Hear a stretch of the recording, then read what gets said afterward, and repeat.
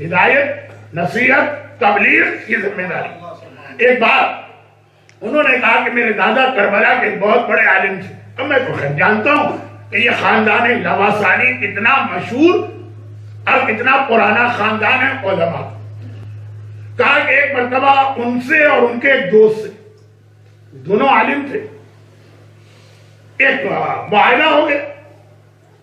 آپ کو معلوم ہوگا، آپ نے اپنے بزرگوں کو دیکھا ہوگا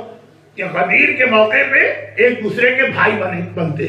جو غدیری بھائی کہلاتے، سیغہ پڑھ کے بھائی بنا جاتا۔ غدیری بھائی تھے ان کے، خود بھی بہت بڑے عالم۔ ایک بات طے پا گئی کہ ہم میں سے جو پہلے مرے گا وہ بعد والے کو جو زندہ ہوگا یہ بتائے گا کہ مرنے کے بعد اس پہ کیا گزری۔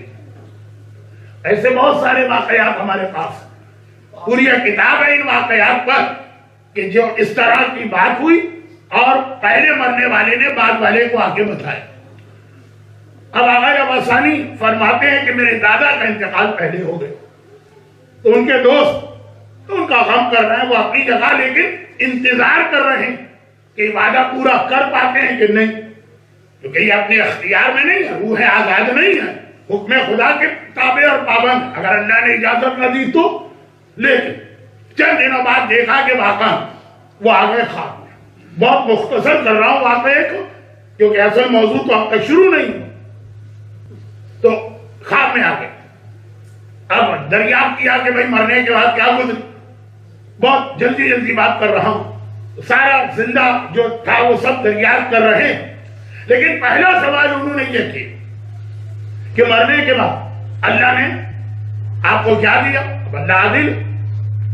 چنانچہ جس نے پوری زندگی دین کی خدمت کی ہے اسے اجر ملتا ہے بغیر حساب۔ ہم تو ہر ایک کو گن کے دیتے ہیں، اللہ بغیر حساب دیتا۔ بتایا کہ یہ ملا، یہ ملا، یہ ملا، دنیا کی جنت کی ساری نعمتیں۔ دریافت کے ایک سوال ایسا کیا جو ہم اپنے مرنے والے سے نہیں پوچھیں گے۔ ہمارے لیے تو اتنا ہی کافی ہے کہ اس کو محل مل گیا اور اسے کوثر مل گئی اور اسے جنت مل گئی اور اسے حوریں مل گئی اور اسے یہ مل گیا، اتنا ہی کافی۔ خواب دیکھنے والا جو کہ خود عالم ہے کہا یہ بتائیے کہ وہاں جانے کے بعد کوئی دکھ یا غم ہوا؟ احساس محرومی جسے کہتے ہیں، یہ احساس کہ کاش یہ بھی مل جاتا۔ تو ایک مرتبہ کہا کہ ہاں، صرف ایک مجھے احساس رہا کہ میں نے زندگی بھر دین کی خدمت کی، لوگوں نے میری بات سنی، عمل کیا، کچھ نے عمل نہیں کیا، کچھ نے بات ہی نہیں سنی، لیکن بہرحال عمل کرے کہ نہ کرے کسی نے میرا مذاق نہیں اڑایا، کسی نے میری توہین نہیں کی۔ اب 100 سال پہلے علماء کا ویسے ہی احترام تھا، اور چاہے لوگ ان کی بات مانے کہ نہ مانے، منہ در منہ تو گستاخی نہیں کرتے تھے، یہ تو آج کا تحفہ۔ چنانچہ جس کو میری بات نہیں بھی ماننا ہے، بات سنی، اور یہ میں علماء کی بات کیا کروں، بزرگوں سے پوچھئے گا کہ پہلے ایک محلے کا بچہ پورے محلے کی ملکیت تھا، ہر بزرگ کو اختیار تھا کہ جہاں کسی بچے کو ایسی کوئی حرکت کرتے دیکھے جو تھپڑ لگا کے کان سے پکڑ کے گھر پہنچ جائے گا، باپ شکریہ ادا کرے گا۔ تو خیر اب وہ ساری پرانی باتیں دہرانا، آپ کہیں کہ جتنے پرانے مولانا اتنی پرانی بات کر رہے ہیں، تو بہت ہی مختصر خلاصہ یہ کا بس ایک کمی کا احساس ہوتا کہ کاش کبھی میں دین خدا کی خدمت کر رہا ہوتا اور کوئی مجھ سے گستاخی کرتا، کوئی بدتمیزی کرتا، کوئی میرے چہرے پہ تھوک دیتا۔ جو عرب دنیا کا ایک عام رواج ہے کہ کسی کی توہین کرنا چاہے تو چہرے پہ تھوک دیتے ہیں، کوئی برا بھلا کہتا، کوئی مجھے گالی دیتا، کوئی سب کو شتم کرتا۔ یہ تو عجیب خواہش ظاہر کر رہے ہیں۔ یہاں تو اگر کبھی مجبوراً اتنا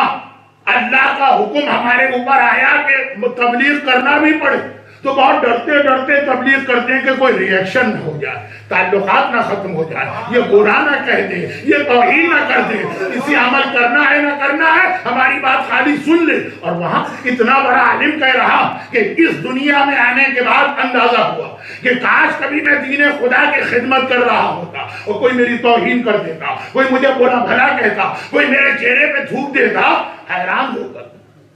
جو زندہ عالم ہیں حیران ہو کے پوچھا کہ آخر اس کی وجہ کیا ہے، یہ خیال کیوں آیا؟ کہا یہ خیال اس لیے آیا کہ میں نے دیکھا جب کوئی آدمی دوسری دنیا میں جاتا ہے تو جو اس نے اس دنیا میں اللہ کی خدمت کی ہے اس کے اعتبار سے اس کو صلہ ملتا ہے، مگر اللہ عادل ہے، چھوٹی خدمت کی بہت ملے گا لیکن بڑی خدمت کرنے والے کے مقابلے میں بہرحال کم ملے گا۔ تو میں نے دیکھا کوئی راہ خدا میں مال دیتا ہے اس کو مال کا ایک صلہ ملتا ہے، کوئی وقت دیتا ہے۔ آج وقت زیادہ قیمتی ہے، پیسے اتنے قیمتی نہیں ہیں، ڈونیشن دینے والے بہت مل جائیں گے لیکن سینٹر کی دیکھ بھال کرنے والا کوئی نہ ملے گا۔ کوئی وقت دیتا ہے اس کو اس کا اجر ملتا ہے، کوئی راہ خدا میں اپنی جان دیتا ہے اسے اس کا اجر ملتا ہے، کوئی راہ خدا میں اپنی اولاد دیتا ہے اسے اس کا اجر ملتا ہے، لیکن سب سے زیادہ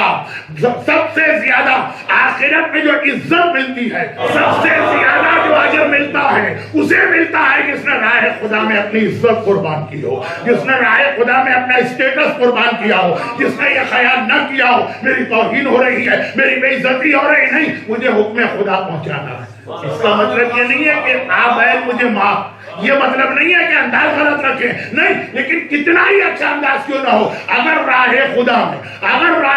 میں ہماری عزت ختم ہو رہی، ہمارا اسٹیٹس خطرے میں پڑ رہا، ہمارے تعلقات ٹوٹ رہے، کوئی بات نہیں ہے، سب سے زیادہ اللہ اس بات کا دیتا ہے۔ برحمتک یا ارحم الراحمین وصلی اللہ علی محمد وآلہ